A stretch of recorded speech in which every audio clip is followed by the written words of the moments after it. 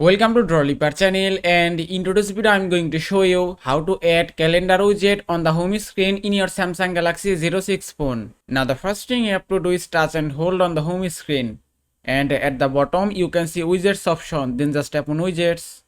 After that scroll down and look for calendar option. Here it is, then just tap here, and that's it. Here you can see 4 kinds of calendar widget, and you can add any calendar widget on the home screen as you like. If you want to set this calendar widget on the home screen, just touch and hold it and drag it to the home screen. And that's it. You can see in my phone calendar widget has been added successfully on the home screen. Now if you touch and hold it, then go to settings option.